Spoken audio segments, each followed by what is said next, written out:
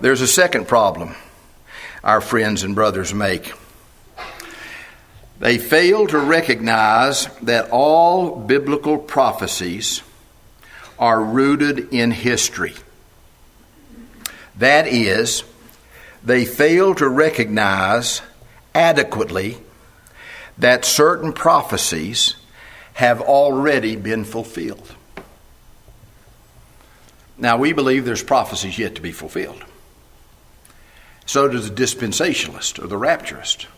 But he does not adequately recognize the fact that many of the prophecies of the Old Testament have already been fulfilled. Let's talk about 2 or 3 real quickly. Matthew 24.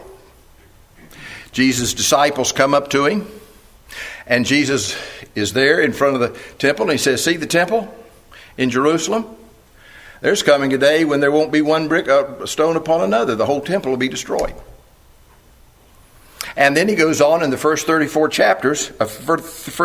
verses of Matthew 24 to explain the signs, how they could tell when Jerusalem was about to be destroyed and the temple's about to be destroyed.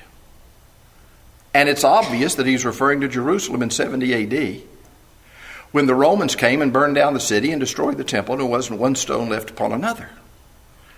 And so our rapturous brothers forget that some of these prophecies like that came true already.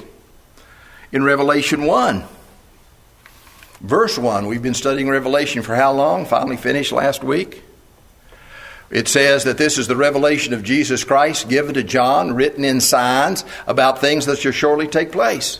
Written in signs. Written in symbols. Written in figures of speech. About things that shall shortly take place in the lifetime or shortly thereafter of the first people to whom John wrote this book of Revelation. Do you know, if you pick up any book on biblical interpretation, one of the things that book's going to tell you, except maybe the Raptors, one of the things it's going to tell you is that when you come to studying a passage of Scripture, one of the first, wherever it is, one of the first questions you ask is,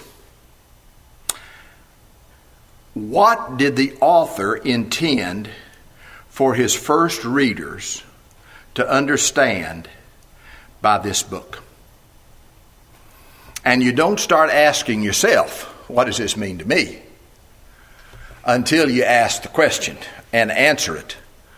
What did Paul intend for his first readers to understand by this paragraph?